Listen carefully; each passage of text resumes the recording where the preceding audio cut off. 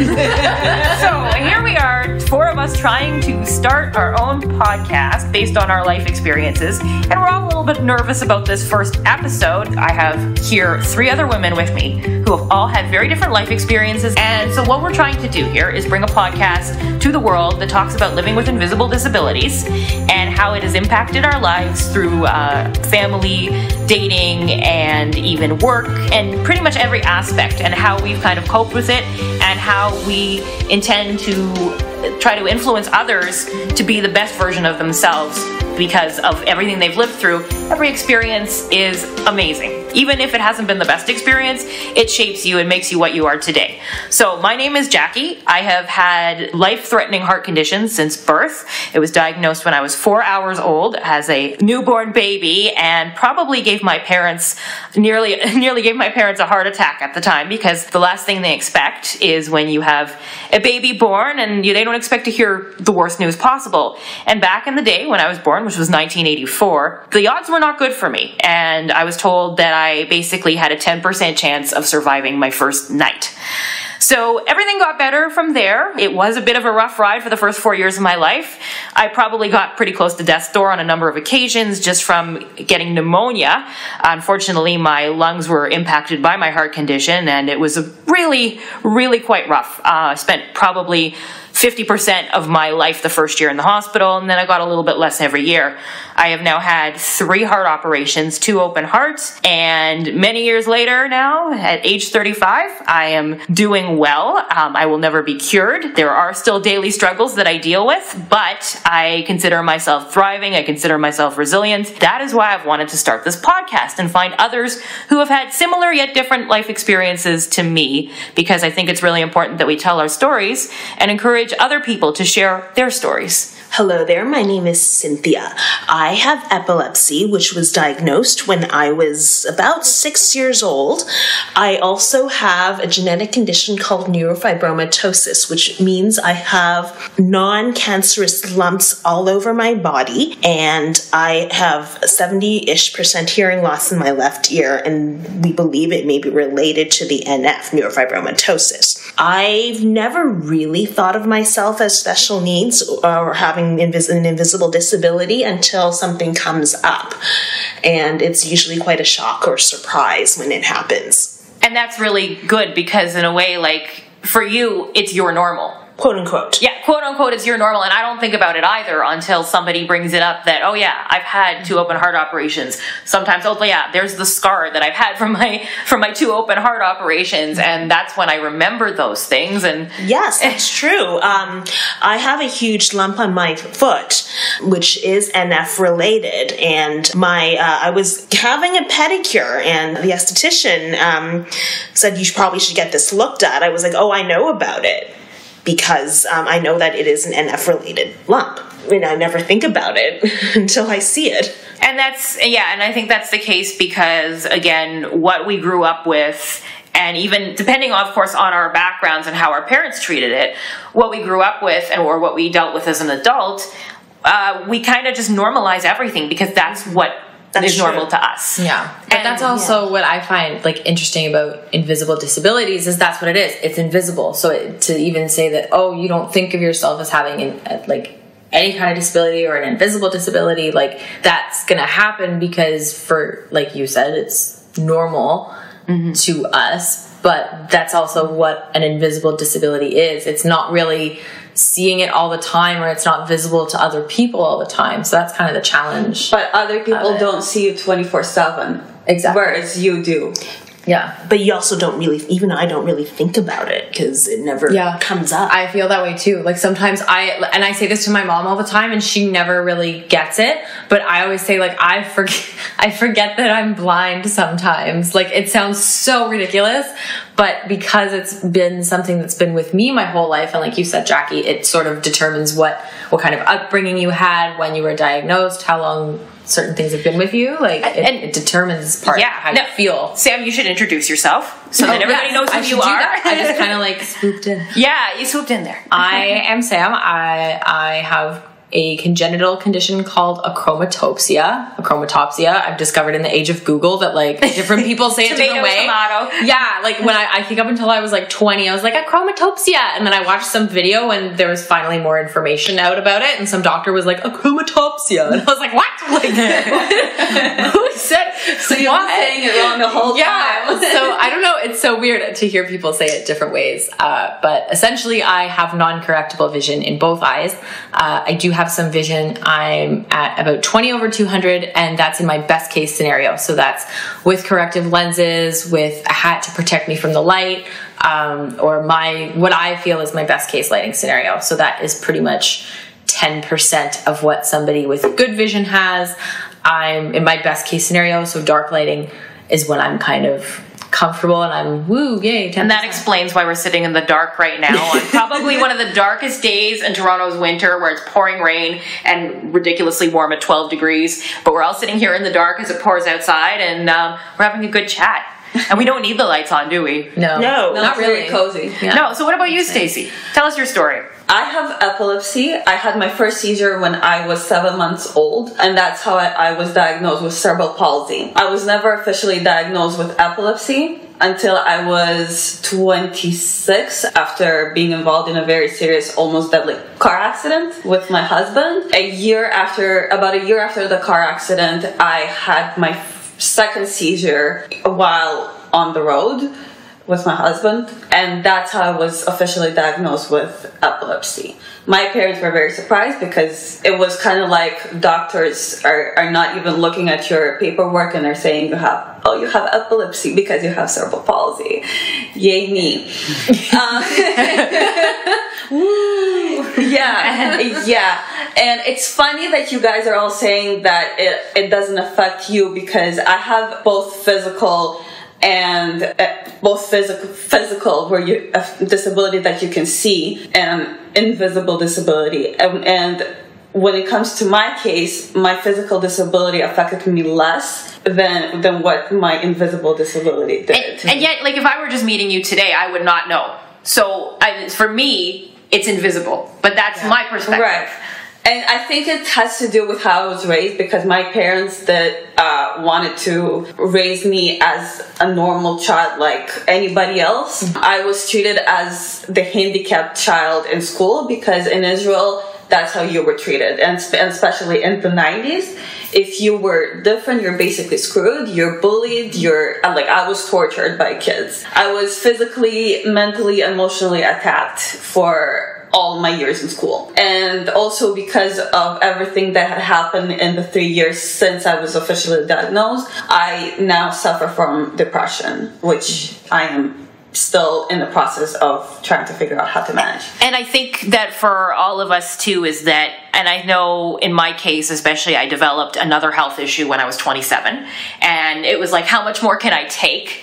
Because I have enough on my plate. I already have the heart issues, the lung issues. I've never had a good stomach. I've had a very weak stomach, horrible reflux, because I have an inverted chest wall, which presses on my esophagus, and I have had horrible reflux since I was 12, 13 years old. And that was also because when I was 11 years old, there was something wrong with me. I wasn't growing properly. So my parents obviously had to discover what was going on, and I was diagnosed officially with failure to thrive. I had something actually, an experience that's kind of similar to anybody with cystic fibrosis who sometimes also have this issue.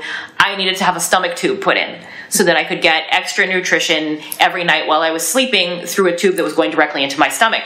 So at age 11, when I was 45 pounds, I went in for this surgery. I actually had met another person who had cystic fibrosis. She had just had it in and she was 14. And I said, okay, well, if she can do it and she's 14, I can do it at age 11.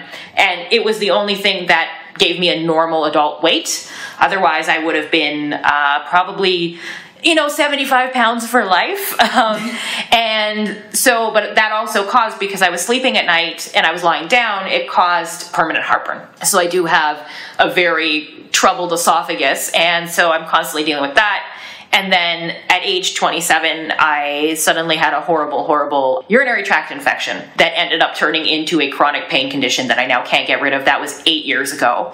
And some days it hurts to sit. Some days I can't go to the bathroom like a normal person. When you're taking on an extra problem when you're older, that's just adding more, and it's like, how much more can you take? And then you're surprised at how much you can handle. And then when you're an adult, it's like an adult in your 20s, it's even harder because there's so much that you need to adapt to, because you need to find a job. When you're married, it's harder to adapt to, it's harder for the other person to adapt as well. Yeah. Especially when the other person is beside you 24/7, and it's much, sometimes they say that it's harder to watch the person you love suffer so much than for the actual person to suffer, because it's so hard to watch them in that much pain. Yeah. I would maybe disagree with that in the sense that it's like your 20s, yes, it's more difficult because you're still figuring so much out. You're starting your career, you're figuring out what you want out of life.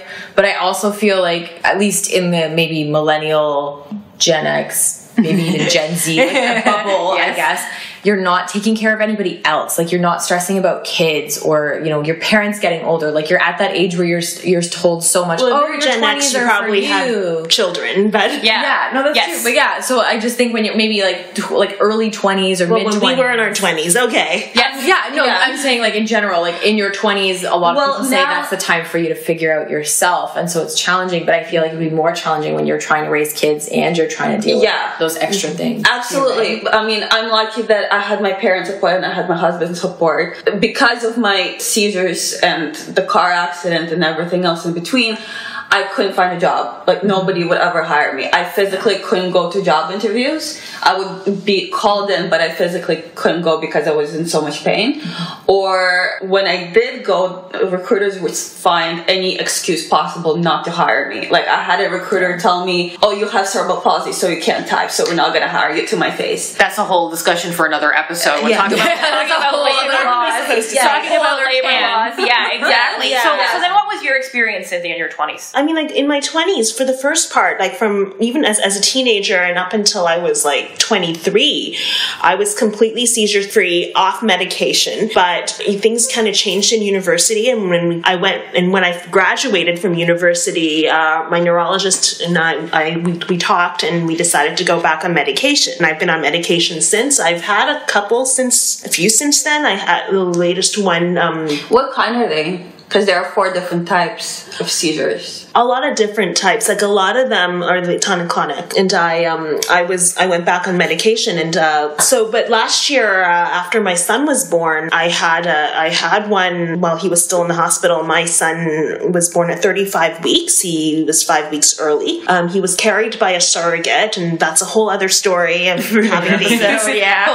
So it was very stressful for my husband and myself, going to the hospital every day and all of that. And I must have missed a dosage or two, and that I think I did. Definitely missed at least one, and I ended up having a seizure at that time. But things have been very good since. And in terms of taking care of my son, I do have help. For a while, we had a nighttime nanny help us take care of him, so I could sleep. Because what's really important for me to stay seizure free is to have continuous sleep. It doesn't really matter what your health problem is, or if you don't even if you don't have health. I'm going to say sleep is kind of the most important thing for anybody. It's especially important for all of us. I don't know, Sam, if sleep affects your vision more. So I notice, oh my God, all the different things with sleep. What's weird with me is that I notice when I'm in the dark, I'm more awake. Because that's when my eyes actually have a chance to like relax and be like, wow, what's going on? What's over there? Da da da da da. Whereas when I'm in the light or outside in the sun all day, I get very exhausted, like my whole face, because naturally I squint, right? Even if I have sunglasses on, like there's no, I don't know, relief almost. Because when you have glasses, you like, it's not just the correction, you also get that relief of your eyes not constantly like squinting. It almost becomes a reflex. So for me, in light and during the day, I almost feel very exhausted and very tired, and like I constantly just need to close my eyes and sleep. And it's not that I've not maybe had enough sleep the night before, it's just the exhaustion on my body, like how my body feels affects how I feel like I've had the right amount of sleep. So when I finally get home in the dark, I'm like, oh, I'm awake now. Even though it's like 2 a.m. Like, it really throws my body off. I think. And I think it's important for all of us, again, like we make wellness a very important part of our journey. And actually, I read somewhere that wellness has a lot to do with seizures, because wellness is a big portion of why you need to be why they're seizure free. Now, I'm not very good at this myself, but I hear that Cynthia is really, really good at staying to a strict diet and taking really good care of herself.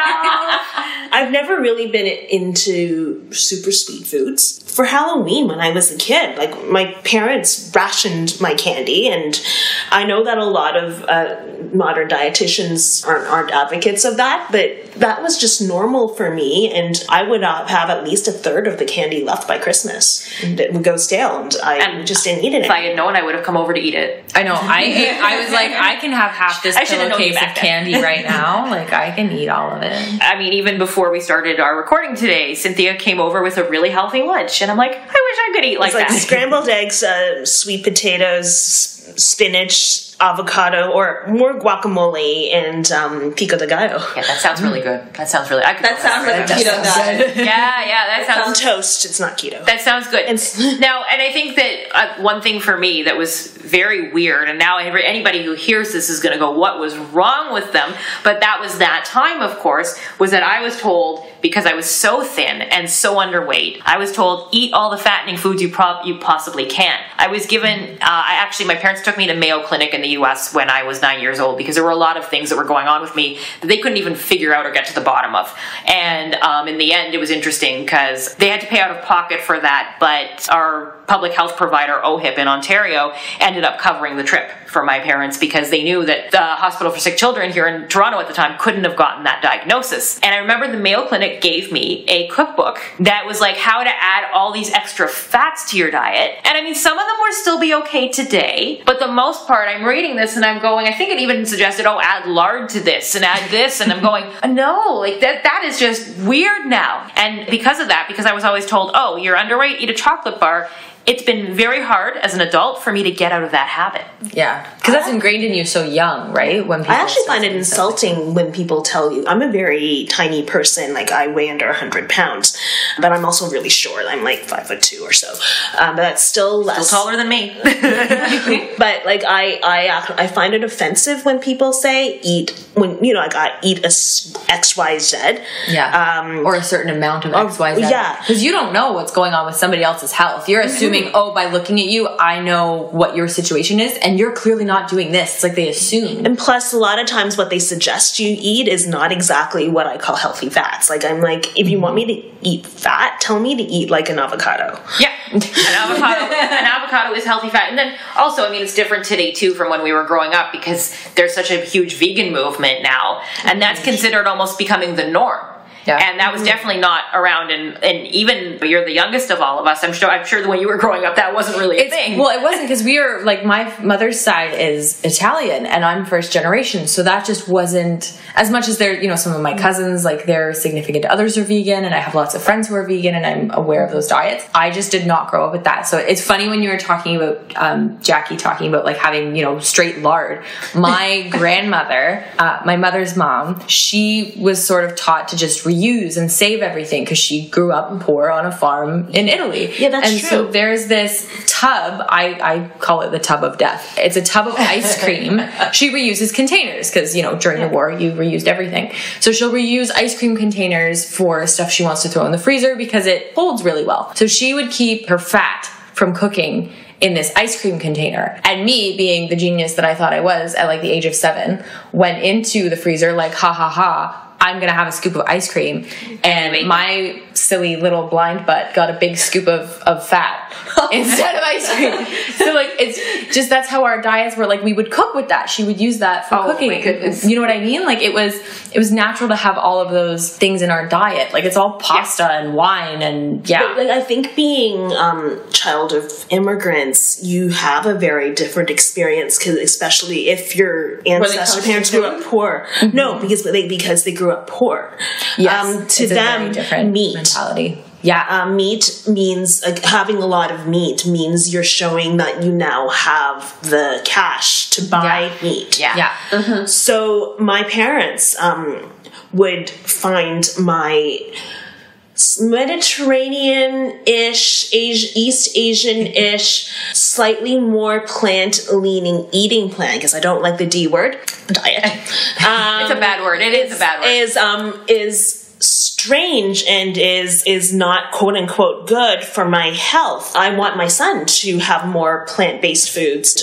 They think I'm quote unquote abusing him. But who are they to say how for you to raise your son? It's just how things are in Asian families. I was gonna say it's the same with Italians, and I've also noticed like with Indian families as well. It's very much like what your grandparents or your parents say just goes. Like that's the way it is. My family's very different. Well, one of my earliest stories is when I was probably just still a newborn in the NICU at Sick Kids. My body temperature was off the charts just because my heart was working so hard that I was burning up. They had fans all over my body and I was naked in the incubator. And my grandmother, my Eastern European Jewish grandmother, comes in and goes, "Oh my God, she's going to get a chill. What are you doing? What are you doing? What are you doing?" Yes. You get that a lot. And do you ever hear that, like, if you walk, my mom has so many, like, if you walk around with bare feet, you're going to get sick. Yes. What is the logic? In the middle of the summer. It's July. Like, if I was outside in bare feet, maybe, but and especially for us because our health is more fragile. Like, oh my God, you can't do this, you can't do that, you can't do that. Again, that's like a whole other episode. A whole other episode. But I mean, that's kind of funny because we've all had different upbringings, but in many ways, there's a lot of similarities here across the board. We all come from Eastern, more European, Eastern Asian cultures where there was that worry on top of that. Now, as for all of you, how was your disability treated in your families? How did they speak of it? Were you supposed to keep silent about it? Yes, for sure. My dad drove me to our recording today, and he said that he doesn't think it was a good idea for me to participate in this because it's not really good to be open and to be out. And I'm allowed to use the word out. From like their experiences, right? Like your parents worry about that because they grew up where it just was not okay, and it comes from this place of them wanting you to be safe, but that doesn't necessarily mean it's the best. And I mean, it's different nowadays too. Like parents of kids now, it's very, very different. The kid is born with a health issue, and it's more about let's go on Facebook and talk about it. Let's go on Twitter. Let's go on Instagram. Just join a group. Join a support group. That's not necessarily the best way to deal with it either, because then you hear about horror stories about people that are worse than your kids or worse than you, and you're like, oh, what's going to happen to me? Or if they're better, you'll compare yourselves and you'll be like, well, my kid hasn't done that yet. What's wrong with my kid? But you do that even with a kid who isn't quote unquote special needs. That's true. And what about you, Stacie? Growing up, I only had cerebral palsy growing up. Again, like I said before, my parents just treated me normally. We talked about it. They didn't care. I had a very different upbringing because my mom suffered from a mental illness, so that affected me as well. And so that's probably why I also have a mental illness as well, because mental illness runs in the family. With epilepsy, they were trying to learn with me, but because as an adult, it's very different because you are your own best friend, and doctors speak to you rather than the parents. Exactly. It must be a very different experience. But the thing is, doctors, when they talk to you as a patient, they still treat you as a child. Exactly. And that's my experience as well. And then they would treat you like I would tell my parents, you need to come with me. I need to get answers as to how I need to get treated. And they're like, wow, you're an adult, you're 26, blah, blah. You're not treated that way, though. I felt like I was treated like I was 5 years old and being laughed at. Like, I went to one neurologist right after my seizure, and my husband was telling the doctor, she has like cerebral palsy, but she lives a normal life, and he laughed at. And I like, when you have epilepsy, you don't really understand what's happening. I haven't really experienced that with any of the neurologists I've had. Although I was never officially diagnosed. I was a little bit depressed in university because I didn't have a boyfriend. I understand that. I understand that. And my neurologist was like, "Well, this isn't like TV. You don't have to have a significant other." I was like, But I don't point. I was kissed once or twice in high school, and I went on a drought for like 3 years of undergrad without anyone really asking me out or me getting a bit drunk and just sneaking out with any dude. I had one of those. Until a little bit later, but that's a whole other story. And that's what the guy said. And this doctor, because at that time this neurologist mostly worked with kids and teenagers, and then he bit into the people in their 20s. And I think he was just focusing on not thinking that. Yeah, hey, I'm in university. And to be fair, not getting dates. I was a drama and history major, and in drama, it was predominantly female, and most of the guys were gay. Yep. Same with my school. I went to Glendon College, which for people who don't know, that is an off-site campus of York University. I wanted to do it for French. I went and did my degree half in French, and by the way, I still can't speak French, so much for all that education. But I also had the experience in university very similar to you, where I was single for a long time. I didn't go on a date till I was 20. I didn't kiss anybody. I didn't go on a date. I had crushes, but nothing else. And then everything happened very quickly. Once I turned 20, it was like the wheels got rolling, and then I was pretty much dating until I met my husband. But at that time, people actually were scared. I mean, this can be talked about at a whole other time, but I had several guys that just ended things with me as soon as I told them I had a health issue. Oh yeah, guys. See, I had a very different experience because I went through a lot of traumatic experiences with before I met my husband. Guys would, let's just say, control and use the fact that I physically couldn't defend myself because I had cerebral palsy. Yeah. So I find that it's sometimes better to wait to date around, because some women experience very traumatic experience that they can never really take back and can never really get over or move forward, or takes a long time to. But I met my husband when I was 22, which is very early. And I told him on our first, he noticed something was wrong with me. Well, no, I shouldn't say not wrong with me. Nothing's wrong with you, Stacie. Nothing's wrong with you.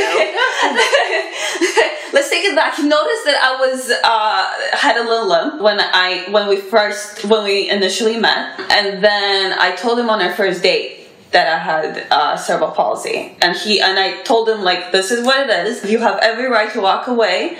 I just didn't want to get hurt again by the same way that I did, so I just let him walk away, and he decided to stay. What was harder for him was to adjust to the fact that I was diagnosed with epilepsy, and then once I suffered, depression symptoms started coming out. Because he was feeling like he could cope with the fact that I have cerebral palsy. He already accepted that. But I became a very different person when I was diagnosed with. Yeah, because it's a change, right? Yeah. It's not like from the beginning you're watching the person that you love change in some way, and even if it sounds selfish, but it's just something that they're not used to, and it's not. It's natural.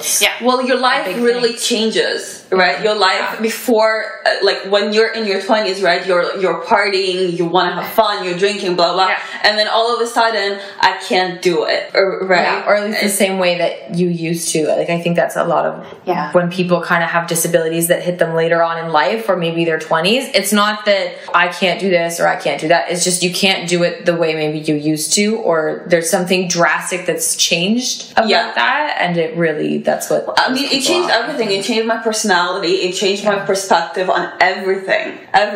So I think that's also a difference between being diagnosed as an adult and as a child. And the other thing that happened to me was when I mentioned about my pelvic pain and the UTI, that kind of totally changed my pain threshold and everything. And I can tell you that UTI, after 3 heart surgeries, that was still the worst pain I ever had in my life. This was horrible pain. I was 1 day away from being infected, like my whole kidneys and everything. They're just lucky that I started actually showing visible symptoms at that point. But what I'm just going to say is that this happened 3 months after I met the man who is now my husband for almost 6 years. And I'm just going to leave that there. Think about being in a new relationship and being in severe pelvic pain 24/7. I can't have sex. It feels like somebody is killing me. And unfortunately, and this is something that we can also talk about in another episode, but I was sexually assaulted just prior to meeting my husband by my former boyfriend. And that kind of, I'm wondering if that was a result, the pain was a result of that. But having that happen, again, it changes your whole perspective. Everything. There was even a guy that year that I dated, and like Stacie's point, he said to me, "You're so fragile. It's like, I feel like I'm going to touch you and you're going to break." And I just wanted, at that moment, I wanted to punch him. Yeah. And say, I am not fragile. Now, of course, now that I work out, I could have punched him. I had a guy tell me that. Yeah. But that was because I'm tiny. Well, so I was tiny back then. I also feel like when people tell you those things, it's not necessarily because you're fragile. It's because it's how they see you. You could be the toughest. Like, not so much now, but when I was younger, I did karate like several hours a week, and I did Brazilian jiu-jitsu. I had done it for like 12, 13 years. I was at about 140 pounds, and I could take guys that were like 180, close to 200. But like, seeing me, like, people's perceptions of me were like, "Oh, she's this cute little girl, ha ha ha, you're so fragile." I'd be like, "Fight me!" Like, I just it's all. And when you have a disability, guys also see you, when you're the woman, they also kind of see you that way too. Now, something else I'm just going to try to bring up here, because I think this is really important that we talk about this. And again, this is something we can go into more detail later. But all of us have started to incorporate some physical activity into our lives. Stacie, are you doing some physical activity, or are you going to get there eventually? Is that the goal? I hate working out. Oh, well, most people do. But it has become also, it's another thing in addition to diet that people are saying are very, very important right now, no matter what your physical disability is. Of course, you have to tailor it to... Absolutely. Yeah. I really want to. It's just when it comes to depression, it's very hard to, like, sometimes I just feel like I can't get out of the house for days. Yeah. I can't talk to anybody for days. Like, my closest friend, like, we talk to each other every single day, and there was a point I didn't talk to her for like 2 weeks, and she's like, "Are you alive?" Yeah, well, that's what depression does to you. It does. Yeah, and I mean, this is another part of an invisible disability, that it's like people don't understand how much pain it is, like emotional pain. It's also a pain. So like, they might see you as, when they see you physically, they're like, "Oh, you're happy, you're not depressed, blah, blah, blah. Do you see me now? Like, do you see me today? Like right now?" Yeah. And that's part of that part. For me, it actually, I find going out to classes, because I work from home and I basically, take care of a kid. It really helps me in terms of mindfulness is when I go to classes or when I'm at a gym. People ask me why you don't I work out as much at home. I'm like, I don't like being, stuck in the house. Stuck in the house. Yeah, that's me too. And actually, coming to that, I mean, I work from home because not by choice, but because I just couldn't find a job, so I have my own business. But when I do make enough money, I should have my own office, because that's an excuse to go out of the house. And because being at home all day in your pajamas and bad hair day every day is also not great. Your hair looks nice today. Your hair looks very nice today. I tried with mine too. Mine is not great today. Mine is not great today. But I know what you're saying, Cynthia, about trying to get out, because I started working on a fitness plan because when I was growing up, I was told, no exercising, bad for your heart. Of course, that's not what they say in 2020. Doctors have a very different idea. And once my cardiologist said, actually, we found that most exercise is fine for people with a cardiac condition, I hired a personal trainer and I said, I'm going to do this because I don't know how to start, but I need help. And I started doing it myself at home, and I would get a bit of that adrenaline rush. It felt really good, but I also knew I didn't want to do this by myself, and I didn't want to be stuck in my house. So this year I started going to Pilates, or in 2019 I started going to Pilates once a week, and then my husband and I moved to a condo complex that has a gym. So it's already being paid for in our maintenance fees, and my husband and I go together. And I think for a lot of people, and this is something that I think is great about when you're born a little bit different and you haven't had the same experience as other people, is that something that is normal to other people is special to me. So the first time I walked into a gym, I was so happy I cried. Because I never thought I'd be able to go to a gym. To do that. I never thought I'd be able to do that. And I love the gym so much that I'm like, to my husband, when are we going to the gym? When are we going to the gym? I want to go. Like, for me, it's a little bit different because, like, nobody really said not to work out, but they also said not to work out. Like, because I was... Because it can induce seizures. No. Because my maternal grandmother was the one who mostly took care of me, because my parents worked. And she was very kind of old school Chinese, I guess, and told me certain exercises weren't good because it wasn't ladylike. And that, like, I wanted to take ballet. I knew I was never going to be a dancer. That's pretty ladylike. Yes. But she said, I don't know if I'm translating it right, but she said it'll make my legs fat. Yeah, no. I've never seen that. I can't picture it. It'll make my No, I've never seen that. And because I think she meant muscular. Oh, yeah. And muscular, being muscle is not... Which is so funny because I had so many friends growing up that did ballet or dance as well as, like, either basketball or soccer or karate or whatever it was. And a lot of their instructors, like, when you get to a certain level and it kind of either gets... You either graduate at 18 or you go on and you're like, I'm in the Russian ballet, whatever you do. Yeah. They were told to stop their other sports because they were getting too big, quote unquote, just too muscular, because ballerinas are typically more petite. So it's so funny that you say that, because I didn't even think of that type of muscular. But it was more lady, it's being ladylike. But my grandmother grew up fairly privileged in Macau, and it's weird because she had an older sister who swam and was like a short but big girl. I don't know what it is. She and the girls in her generation were the first quote unquote modern women, because her mother had bound feet. And she did not, and her sisters did not, and it was the first generation also to have a modern education. Like, everybody finished high school. My great grandmother, like her mom, was barely literate. Yeah, and this was like an upper class girl. Yeah, and our cultural backgrounds definitely have something to have made us who we are today. In addition, and it affects all of us differently. I find that I was more of like physically active before I moved to Canada, but then I think something happened to me mentally when my family moved to Canada from Israel, because back then I used to enjoy, like, I was in ballet class, not ballet, it was more of like dance class that had ballet style dance moves. I was in art. I thought I was really good at drawing, but I really wasn't. I was doing singing lessons and I loved it. Like, I loved it as a child, but then something happened when I moved, and it's like I lost all my creative side of me. And you know what I've heard? I did have a friend growing up who also had epilepsy and had been living in Israel. And the weird thing is that she didn't have any seizures while she was in Israel.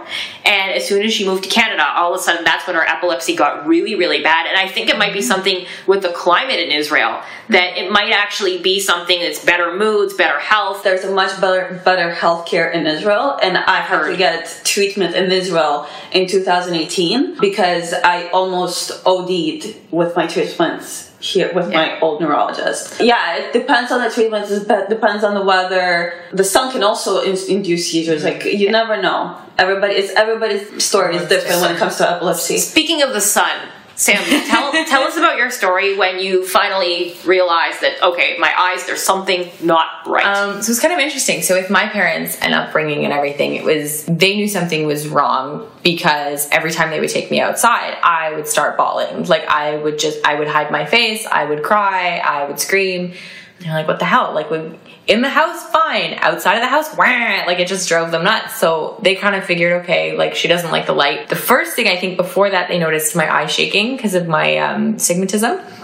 Or stigmas. I think I have both. I always mix them up. But the eye shaking, they sort of picked up on, and the doctor said, well, that's normal, and it's like some newborns, she'll probably grow out of it. Not a big deal. But yeah, the light can be corrected. I have astigmatism too. Yeah, like, it's a very common thing, right? So what's funny is I actually have it because of my condition. So it's actually like it's not even one of the symptoms. It just happens, I guess, because of the achromatopsia. I'm not too sure. But yeah, it was that, the color blindness. I have zero color vision whatsoever. It's kind of on like a big gray scale, which is super weird because the first thing people do when I tell them that, they're like, what color is my shirt? And I was like, really? Like, are you an adult? I just told you. Like, so here's my question. Is all of our hair gray? Do we all look prematurely old? You're all super, super old. I guess you would still see dark.